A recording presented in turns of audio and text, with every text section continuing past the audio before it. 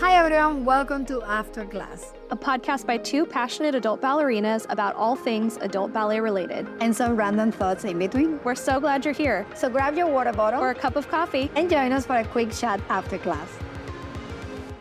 Hello everyone, welcome to another episode of After Class. And today is a very special episode because today is the 1-year anniversary of the podcast. And it's crazy it's been a year because I remember we talked about doing the podcast for probably a few months before we actually pulled the trigger on doing it. I remember, it's true. We talked about it so much. Every time we finish a ballet class where we talk for 45 minutes and we will say, every class for months, we will be like, should we just record these and make a podcast? We just talk about topics that are very interesting to us. Will someone else be interested? And finally, we took the chance and we're like, yes, let's do it. And we did it. Oh my God, a year. Yeah, it's crazy because I think when I think about the podcast and just the journey of doing it, it reminds me in thinking about future things I want to do. Don't overcomplicate things. If there's something that you want to do or an idea that you have, just take the jump and do it. Because I think for a while, for me especially, because you were like, let's do it. And I was like, oh, I think in my mind I was building it up into, I was psyching myself out or something. The perfectionist. Yeah. It was like, nope, it needs to be perfect before we take that step forward. Yeah. And then just the fear of is anyone actually going to listen to this? Is anyone going to relate to this? And so I think there's always a million reasons in your own mind not to do something, but just taking the leap. And I think it really helps to do it with a friend. I think that's part of why it's also. Oh, definitely. Definitely. I think because we are that we always click from day one. We click together and just so natural.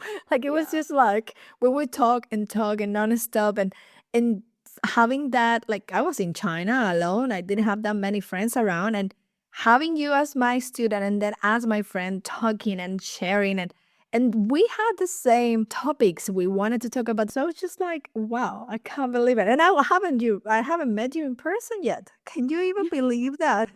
Crazy. Mentioned that before on the podcast. We still have never met in person. I know there is a lot of people that would be like weirdos. How do you like each other that much? You don't even know each other in person. Yeah, it is crazy though that we've done something long term together and has still never met in person. The goal, in case anyone is interested, is our dream is that this is going to be the year that I'm going to go to Australia, probably with my husband too, and finally get to meet Elena and her husband. And by then she'll have a baby boy. So get to meet all of them in person. So hopefully this is the year. And of course, if that happens, we will definitely be taking you all along for the journey via the podcast and maybe even some vlogging. Definitely. It's been truly a great year. And we're so thankful for you guys that have listened. It's crazy, which maybe we should jump into some stats. Definitely, because it's a real, so many people listening and really engaging with us. I just love it. While having fun. It never felt as, oh, I have this responsibility of every week. Yeah, and that that is part of, I think, what intimidated me to start with was oh man, we have to come up with stuff every week. But you know what? It kind of just has happened naturally. It's kind of just flows into each other. You think it's going to be harder than it is, or at least I did. I thought it was going to be harder than it has been, and the content has kind of just revealed itself as we've gone along. So hit us with some stats. I have here the stats from my side because you take care of the website. So Hannah takes care more of the website of posting the episodes through Buzzsprout, which is the main hosting for the podcast, and I'm more in charge of posting through my YouTube. So I'm going to start with YouTube. Since February, when we started, since February up to today, we had 9.1 thousand views. So 9,100 views in just a year. That's insane. We had a 418.2 watch hours. So people actually spend 418 hours watching our videos. Crazy. It's crazy. And I think that's one of the weird things about podcasting is sometimes you feel like you're just speaking into the void because you're not sitting in front of those people. Exactly. And So much true. it's like sometimes you can feel kind of weird, like, is anyone listening to this? I don't know. Like, we're just talking. But then you look at the stats and to hear that 418 hours have been spent listening to the podcast, it's so cool. It just makes everything worth it. Yeah, it is pretty fun. Like, for instance, one of the top episodes that we have from YouTube, which is funny to see how different they are, the stats from my point of view versus your point of view, which we're going to see in a second. The top one in my YouTube is how to create an effective warm-up routine. Obviously, YouTube is creating more because my YouTube is more the physical part of it, where you come for training, where you come for stretching. The top episode is how to create an effective warm-up routine. So on my side of things, which managing the audio part, which is we use a hosting site called Buzzsprout, which I highly recommend, by the way, if anyone is thinking of starting a podcast. Buzzsprout is great. And it's basically the hub that pushes the podcast out to like Apple Podcasts, Spotify, all those other platforms. So it collects all the data from all platforms, and we have 5,535 downloads over the last year, which is really cool. I should also look too, because it does tell us the breakdown of locations, and 55% of our audience is in North America, 33% is in Europe, 5% is in Oceania, which I believe that's Australia is considered part of that, 2% in Asia, 1% in Africa, and 1% in South America. So it's really fun because Everywhere.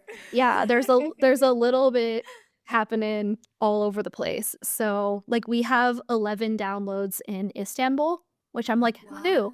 There's an adult dancer somewhere in Istanbul that listens to the podcast, which is awesome. And if you are that person, will you please send me Let us know. so cool? Like, I love that. That is, yeah, incredible. So yeah, it's fun. We just wanted to share that with you guys from like the stats perspective, just because it's, you know, obviously if you've been listening to the podcast and you're supporting it and supporting us, and it's just been a really cool year for us and successful. Like, I think it surpassed really what we even would have been happy with. Like, I would have been happy to do it even if it was much less, but it's so cool that it's 100%.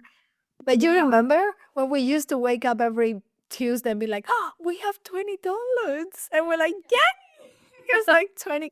But I think like the first episode, because obviously no one knew we were opening a podcast. We didn't know like even who is going to be interested in this. We could offer it to our friends on Yeah. the group classes, but it felt like a little bit like pushy. Like you got to listen to it. You got to write a comment and you got to like it because we need to grow. Or like begging people, please listen to our podcast, please.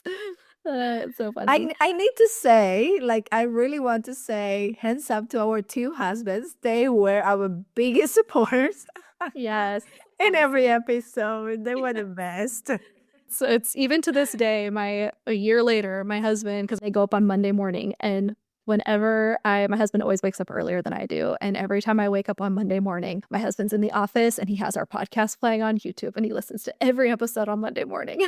So cute. I love it. And then there is my husband on the other side of the world putting a comment like, oh, yeah, my tights were really tight too. I'm like, you don't wear tights. It's like, well, but I like the comments and I like the podcast. I wanted to feel involved. Driving up our engagement. We appreciate that about our husbands, our ballet boyfriends. Oh, so cute. So let's talk about maybe our favorite episodes, because I think that would be fun for people to kind of know behind the scenes. You know, people maybe have listened and they have their favorite episode, but what was our favorite episodes to actually record? So do you have a favorite? I think, oh my gosh, like I will say my favorite one, it was the do's and don'ts in ballet, like the etiquettes of ballet. Yeah, that actually is funny because we didn't consult beforehand on what our favorites were, but that's on my top also, was doing, I think it was a 2-part episode on etiquette. And yeah, we have so much to say. Because there's a lot. But you know what's funny is I've also heard from people, like viewer feedback, that was one that people really appreciated, because there is so many unspoken rules in ballet that I think that one is an especially good one for beginner dancers, and like an especially helpful one for beginner dancers. And so it's fun because that one was a favorite to record, and I think it was also a really helpful one for people. And so that's kind of fun that people got so much out of that one. Yeah. What about you? What about your favorite episode?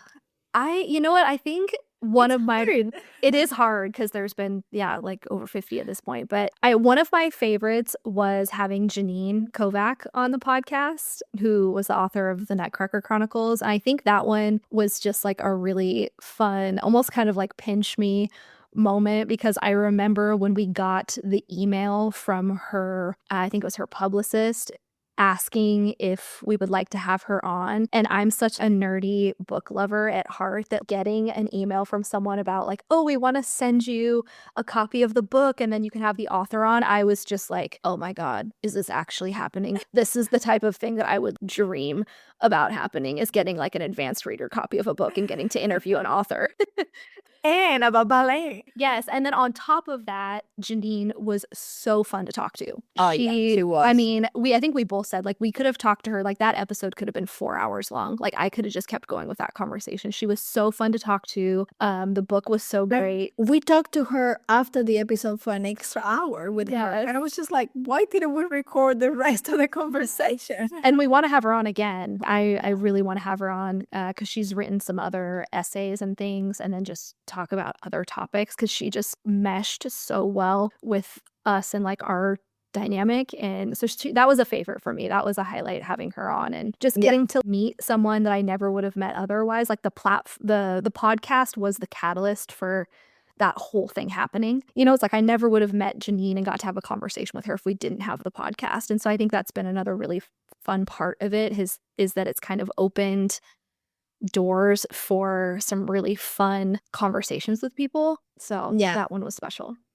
So maybe now I think would be fun to kind of wrap it up, is to share a couple of viewer feedback quotes that we've received. Oh, yeah, that's my favorite part of it, Okay. definitely. Yeah. Okay. I have 2. I don't know if you have any additional ones that I don't have, but there's a couple that we've received that are just so fun. So one of them said, I think this was a YouTube comment, and it said, I love this episode and it gives me strength to continue in ballet.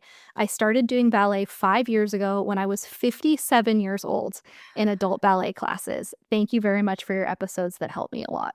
And that one was so special. I was like, oh my gosh, so like, cute. yes, she was 57 when she started, and that was 5 years ago. So now she's, 62, 63, and is doing adult ballet. And just the thought that the podcast was an encouragement to her was a really special piece of feedback. So was there another one that you had that you want to share?